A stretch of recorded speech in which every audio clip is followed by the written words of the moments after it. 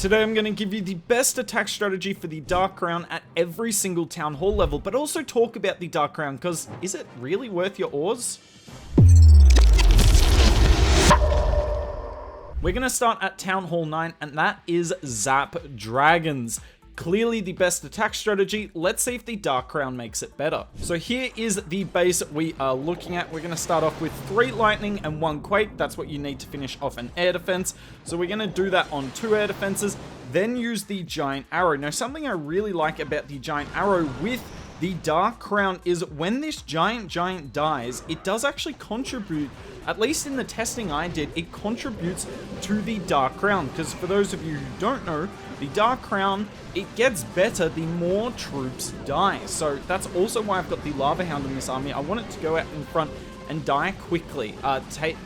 Essentially go out and be 30 troop space and get our minion prince leveled up as quickly as possible. You see the minion prince there gets leveled up the first time, mainly because that giant went down. That giant being 45 troop space gets the minion prince most of the way. But you're going to see here at Town Hall 9, I actually don't recommend this hero equipment, which is insane. The minion prince only has 1 epic hero equipment, and it's pretty boring. You're going to see this throughout the video, right? The minion prince is so far only leveled up once, and the sad truth is at Town Hall 9, there's such little damage on the base that what's going to take down your dragons? Now, if your attack goes terribly, then that is nice, but I kind of like the henchman puppet.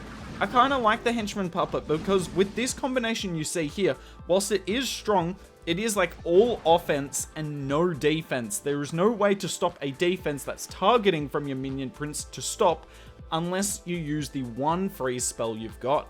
It shouldn't be surprising that Zap Dragons is also the best way to go about it at Town Hall 10, but there are Infernos, so let's have a look at the difference. So the formula is basically the same. We're going to zap out 2 air defenses here, and then we're going to use the giant arrow for the last one.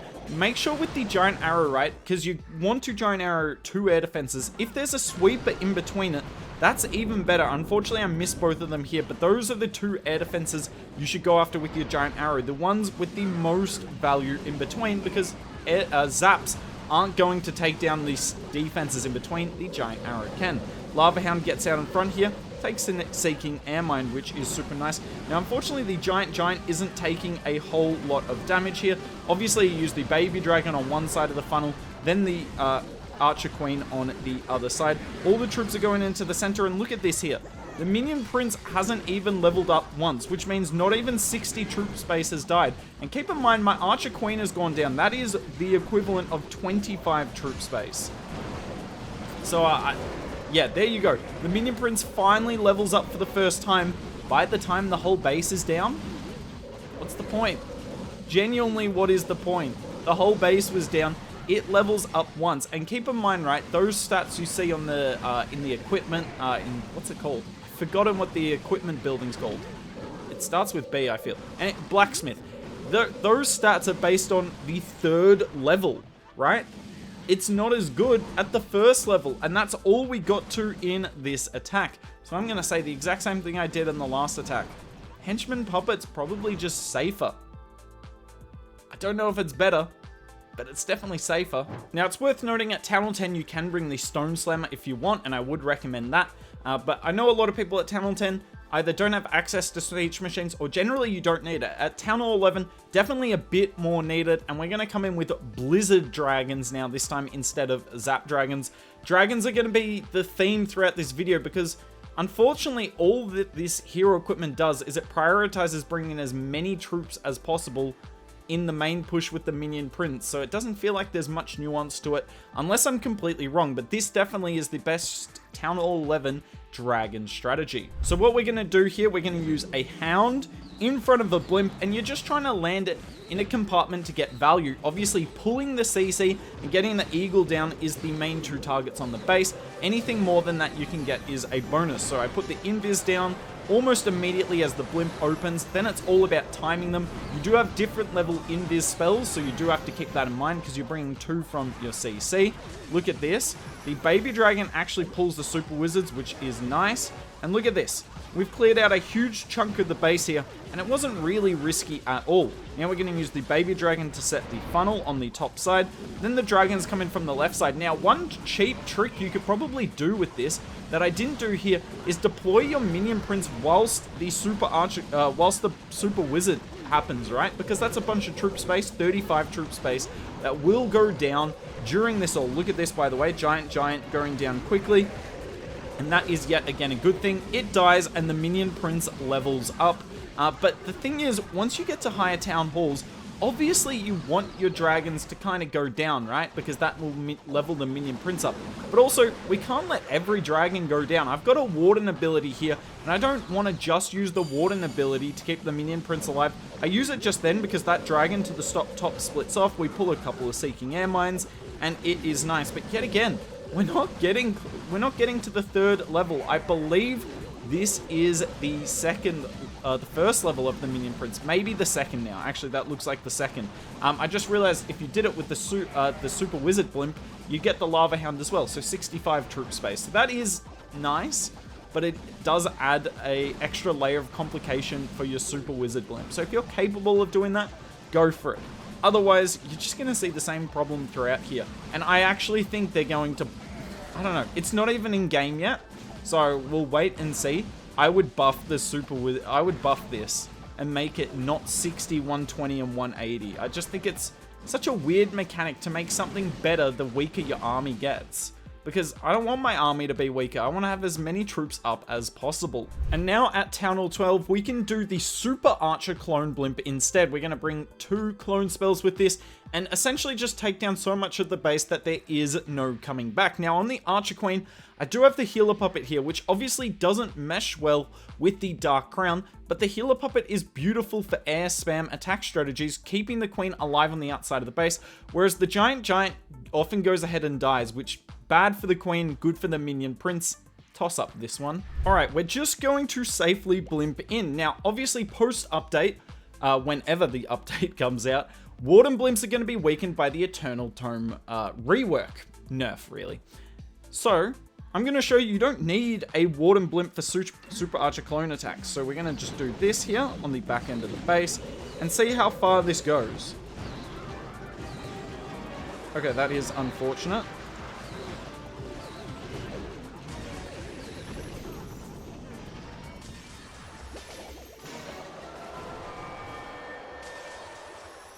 I feel like I'm messing up these invises terribly.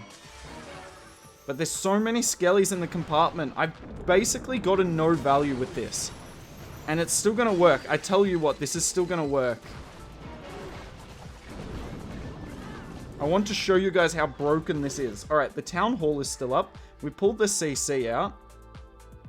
I kind of just want to queen walk this entire side of the base. So I'm going to do that. Beautiful. And we got a baby drag on this side, baby drag on that side. Like 2 dragons here. I'm going to be a little bit patient here. My queen should be fine dealing with the CC. It's not really much. Yet again, why the Healer Puppet is so much better. I do want to get the minion prince down on the board here. And away we go. We're just going straight into the Town Hall here. Definitely don't want the minion prince getting in front. That's not the plan. I have to pop the Warden ability there to make sure the minion prince does not go down. But he may end up getting hit by the Town Hall bomb anyway. Oh, that was perfectly timed. That was genuinely perfectly timed. And now we're going to maximize this Dark Orb ability. Look at that. We get every defense in the base in it. And look at that. Even with terrible Super Archer clone value, we do get enough to take it down the base. Just got a wall break. Which will be easy. Thanks to super wall breakers. And yet again, another 3-star. But look at this. The minion prince has still not got into his final form because dragon attacks are so strong, ladies and gentlemen, that like none of the dragons go down. Live attack fuel, I didn't even talk about that. I'm just going to do live attacks for the rest of the video. I feel like it's more stimulating for every single one of you. And for Town Hall 13 to Town Hall 17, it's going to be all the same army. Royal Champion Charge Mass Dragons. It's just perfect for the Dark Crown, honestly. I will show you an attack for probably 3 of the Town Halls. But I will put a link for all of the Town Halls down below. So I'll probably go Town Hall 13, 15, and 17. if you're Town Hall 14 or 16, don't worry, the army link will be down below because obviously you're going to get different pet combinations for those Town Hall levels. This attack strategy is honestly dirty though, and it's so easy too. So you're going to start off like this. Ooh, with the rocket spear. The earthquake not only activates the Town Hall, but when you're targeting archer towers and cannons, you will save one spear, because one spear usually doesn't one-shot them. Have a look. This archer tower doesn't quite go down to one spear, but it goes down if we had an earthquake on it. Now, I do not want my RC standing in the Town Hall slow effect. Even if it means she runs away, I'm confident she's going to come back. In fact, I'll make sure of it here. I still think she's going to be on that Town Hall slow effect. Yeah, she still is. Alright, I messed that up. Definitely messed that up, but that's okay. I at least tried for the content's sake to make this attack better for you all. Oh boy, I did not foresee her going that way. Wait, no, this would be criminal. Now I invis that one. No, she went for the ice golems. If she went for the other scatter, that would have been criminal, but have a look at this. If I can line this up, that would be huge. We are also going to use the siege barracks. Well, you know what? Disappointment comes in many forms. That was such a letdown. Oh, that would have been an amazing giant arrow if I get rid of one, if not two scatters and two air defenses. I mean, who said funneling was important anyway? I don't even care if a few dragons die. I just want to see the minion prince do something. If you want to know how broken this attack strategy is, now stuff it. I'm not using my warden ability. I genuinely refuse to, because I want to see this minion prince level up. And he is taking a little bit of damage, which is annoying. I'm gonna, sorry, wait for... Hopefully that works. Oh, look at the minion prince go. Alright, tanky boy. Tanky boy. I'm pretty sure this is final form. I'd be very surprised if I haven't lost. Are you serious? Wait a second. I'm amazing. I'm amazing. Yes. You all saw that. Final form minion prince is insane. We've waited the whole video to get it. Nice. Look at all that tankiness. Goes down anyway. Oh, this game is so funny.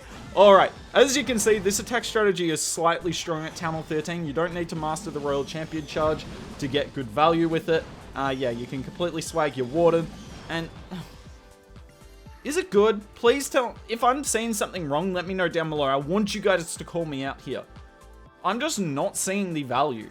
Now, Town Hall 15 is a bit of an interesting one, because you can run the Phoenix on the Royal Champion if you want, but then what pet are you going to run on your minion prince? Because there's not enough air pets in the game, and you don't want to run a ground pet on a air hero. So I'm actually going to run the Diggy on the Royal Champion and essentially try and use the Diggy to save a few invis spells at the start before my Royal Champion takes damage, and then be able to have the Phoenix on the minion prince. But I'll be honest, it's probably better to run no pet on the minion prince and the Phoenix on the Royal Champion. But this whole video is meant to be about the Phoenix, the minion prince ability. We got there in the end. So let's make it about the minion prince. So I kind of want to start my Royal Champion near where there's not an insane amount of DPS so that the Diggy can do some work.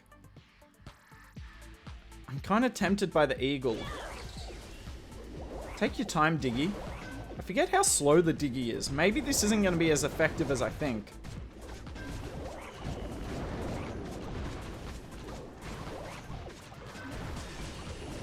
Look, is it better than the Phoenix? No. But I want that Phoenix on the, what's his name? The minion prince. So this is where we are at. Hopefully the Electro Brutes can heal. Okay, we were able to delay the invis a bit there. Didn't gain us anything though, because we're having to invis early here. This is definitely not as effective as I was hoping.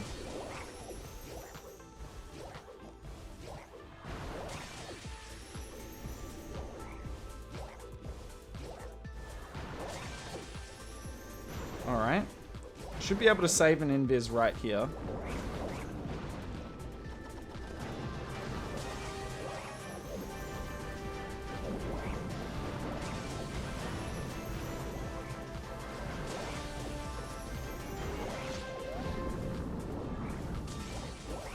target the town hall.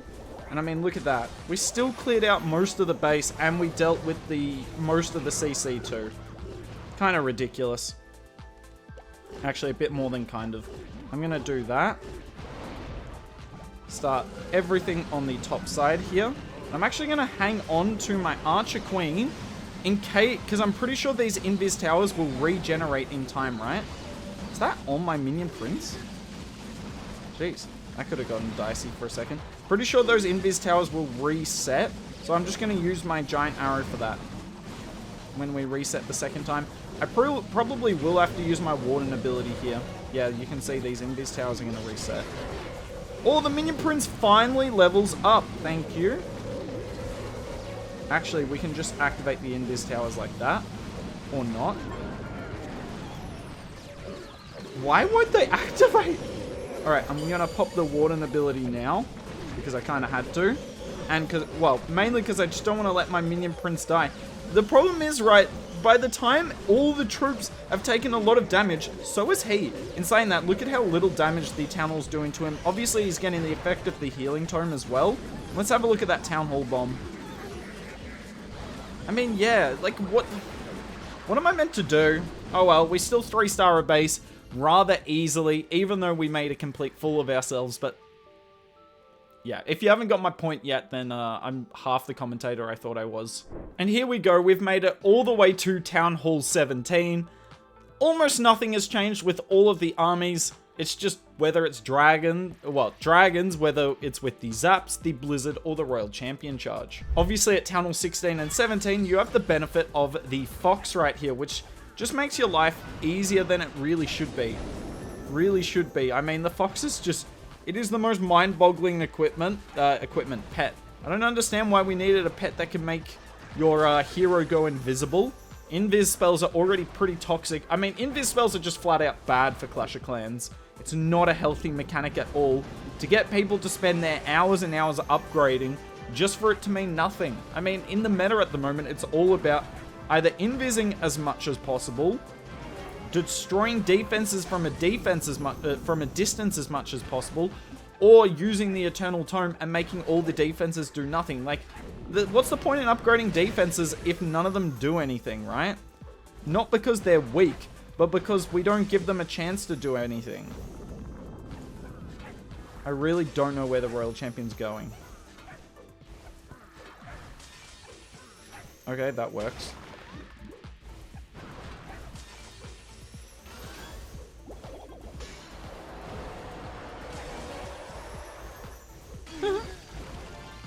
I wish this was as deliberate as I thought it was. Is my Fox still up? How? Oh well.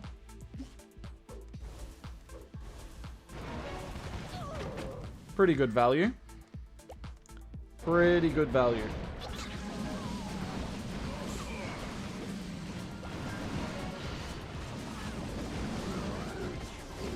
I'm just gonna delay. Obviously, Town Hall 17, we can't just swag the Warden ability as much as I want to.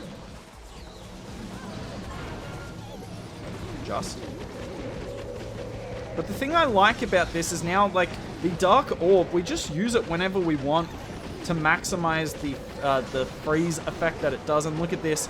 Now everything in the base is doing no damage whatsoever.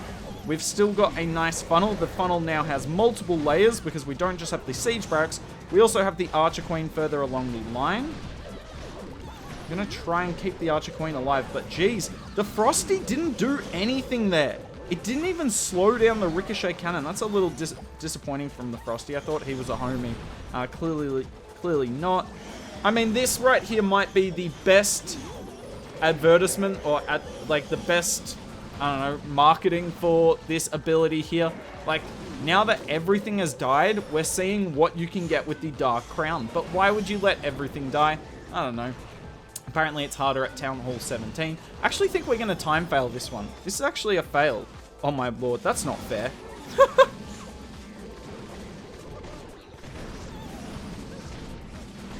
Alright, we time fail. I mean, you get the point. It doesn't even feel like it's doing that much damage. That's what annoys me. So given it boosts a total of 3 times, I assume it's 10% for each. What do you guys think? What do you guys think? Is 30% enough to be like, it's worth having an extra 30% on my air hero if 9 dragons have died? Is it worth it?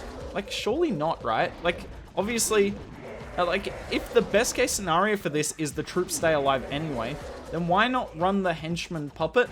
Because it just protects your minion prince in case he gets into trouble. In saying that, the henchman puppet, whilst it is nice, it doesn't have the attack speed increase. It does have an extra 188 damage per second though, which will be more damage in the grand scheme of things. I don't really know. Let me know down below what you think of the Dark Crown. Are you going to be spending your ores on it, or are you going to be saving them?